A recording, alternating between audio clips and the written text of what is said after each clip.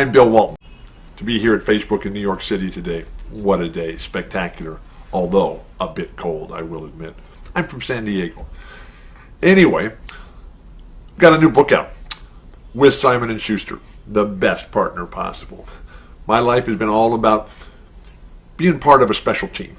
And the fact that I was able to be on three of the greatest basketball teams ever, UCLA, the Portland Trail Blazers, the Boston Celtics, part of the most incredible, successful network runs in media history, CBS, NBC, ESPN, ABC. But now, I'm with Simon & Schuster. The book, Back from the Dead. Shining the light, searching for the sound, and throwing it down. And I've selected, from chapter 13, I Need a Miracle.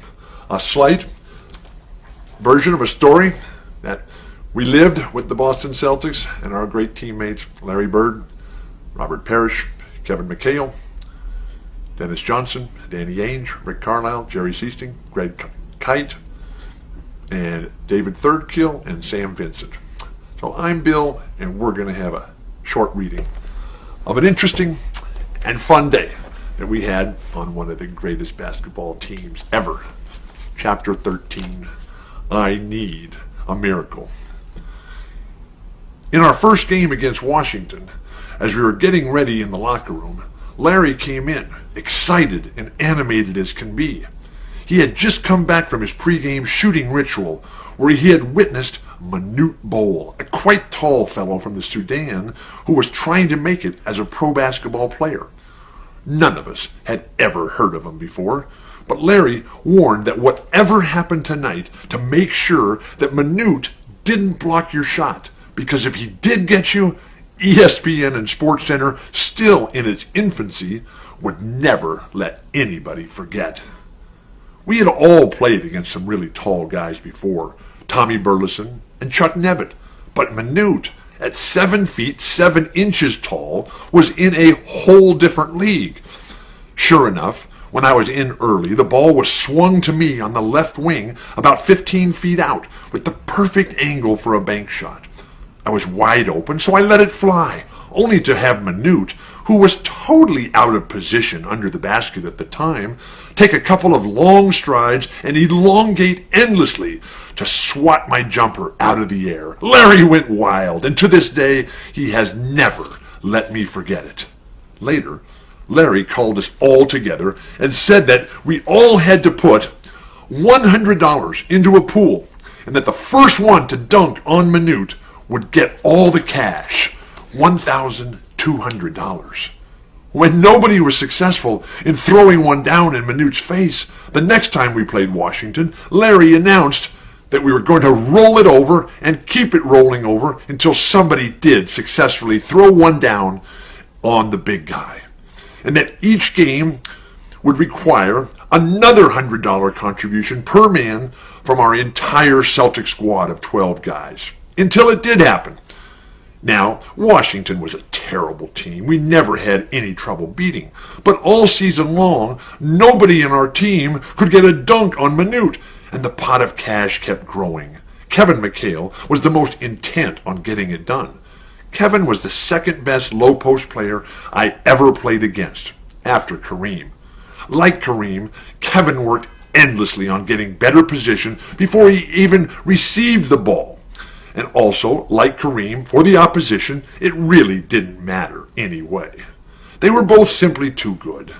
So one game, after the Manute money pool had grown quite large, Kevin just kept going at Manute regardless of what the game or the play called for. Manute was blocking every attempt by Kevin, who remained completely undeterred. Manute might have set a record that night for the most shots blocked on an individual opponent in any one game ever played. Later, I came up with a defensive rebound and threw a long outlet pass to Larry, who was all alone at half court on the left side. There was nobody between Larry and our goal. But instead of driving in and making an uncontested layup, Larry stops. He cradles the ball on his left hip with his left arm and points at Manute, who was still down at his own basket and completely out of the play. Larry is waving frantically for Manute to hurry back on defense so that Larry can go in and try to dunk on him.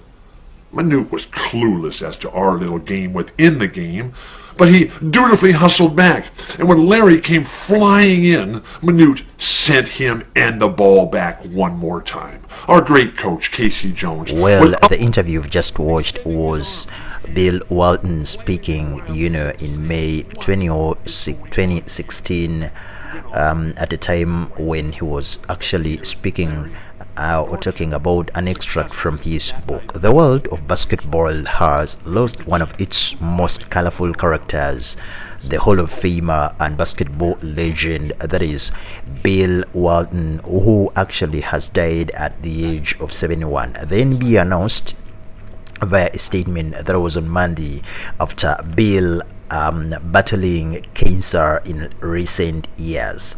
The man and the legend was born on November 5th, 1952 in La Mesa, California, just east of San Diego. And Bill had a renowned college career at the University of California, that is in LA, under iconic coach John Wooden. During his career in Westwood, the 6'11" center won actually 2 national championships. I think it was around 72-73. And 3 National College Player of the Year awards, and who was, by the way, even a 3-time All-American.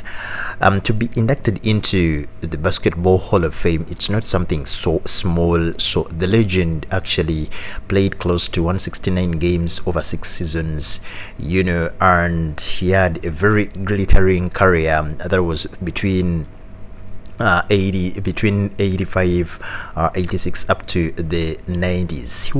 He's been regarded as one of those commentators who actually changed the commentary game within an NBA after retiring.